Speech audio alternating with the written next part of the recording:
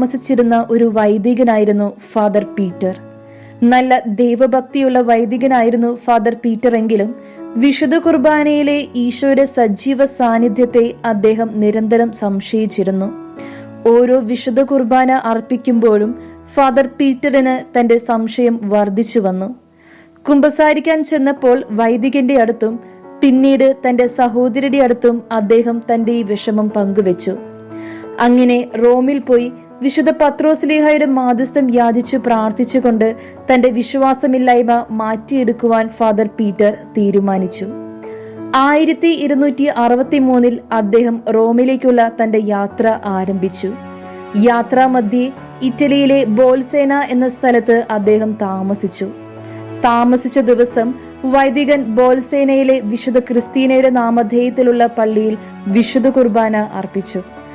വിശുദ്ധ കുർബാന മധ്യേ കൂദാശവചനങ്ങൾ ഉരുവിടുന്ന സമയത്ത് തിരുവോസ്തിയിൽ നിന്നും തിരുരക്തം വൈദികന്റെ കരങ്ങളിലേക്കും അൾത്താരവിരിയിലേക്കും വാർന്നൊഴുകി. ഇത് കണ്ട് ഇടവക ജനങ്ങളും വൈദികനും അത്ഭുത സ്തബ്ധരായി. ഫാദർ പീറ്ററിന് പിന്നെ വിശുദ്ധ കുർബാന തുടരുവാൻ സാധിച്ചില്ല. അദ്ദേഹം ഉടനെ തന്നെ ഇറ്റലിയിലെ ഒർവീറ്റോ എന്ന സ്ഥലത്തായിരുന്ന പരിശുദ്ധ പിതാവ് ഊർബൻ 4 മാർപ്പാപ്പയുടെ പക്കലേക്ക് നടന്ന കാര്യങ്ങൾ വിശദീകരിക്കുവാൻ പോയി. എല്ലാ കാര്യങ്ങളും കേട്ടതിനു ശേഷം പരിശുദ്ധ പിതാവ് തന്റെ പ്രതിനിധികളെ ബോൾസേനയിലേക്ക് അയച്ച് അത്ഭുതം സ്ഥിരീകരിച്ചു. പിന്നീട് അവിടുത്തെ ബിഷപ്പിനോട് അത്ഭുതം നടന്ന തിരുവോസ്തിയും തിരുരക്തം പുരണ്ട തുണിയും കത്തീഡ്രലിലേക്ക് കൊണ്ടുവരുവാൻ മാർപ്പാപ്പ ആവശ്യപ്പെട്ടു.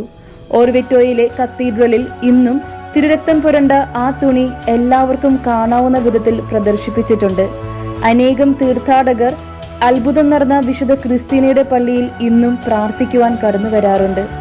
പരിശുദ്ധ പിതാവ് ഊർബൻ 4 മാർപ്പാപ്പ വിശുദ്ധ തോമസ് അക്വീനാസിനോട് ദിവ്യകാരുണ്യത്തെ സ്തുതിക്കുന്ന ഒരു ഗാനം രചിക്കുവാൻ ആവശ്യപ്പെട്ടു. 2ാം വത്തിക്കാൻ സുനഹദോസ് വരെ ലത്തീൻ ആരാധനക്രമത്തിൽ പാടിയിരുന്ന ടാൻഡം എർഗോ എന്ന പ്രശസ്തമായ ഗാനമായിരുന്നു അത്.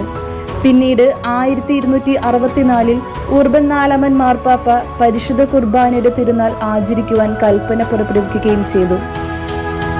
ഇന്നും ലോകത്തിൽ നിരവധി ആളുകൾ പരിശുദ്ധ കുർബാനയുടെ തിരുനാൾ ആഘോഷിച്ചുകൊണ്ട് പരിശുദ്ധ കുർബാനയിലുള്ള തങ്ങളുടെ വിശ്വാസം ലോകത്തിനു മുൻപിൽ പ്രഘോഷിക്കുന്നു. വിശുദ്ധ കുർബാനയിൽ ഈശോയുടെ സാന്നിധ്യം സംശയിക്കുന്നവർക്ക് ഉത്തരമാണ് ഈ ദിവ്യകാരുണ്യ അത്ഭുതം. ഓരോ ദിവ്യകാരുണ്യ അത്ഭുതവും അനുദിനം വിശുദ്ധ കുർബാനയിൽ പങ്കെടുക്കുവാനുള്ള ശക്തി നമുക്ക് ഓരോരുത്തർക്കും നൽകട്ടെ.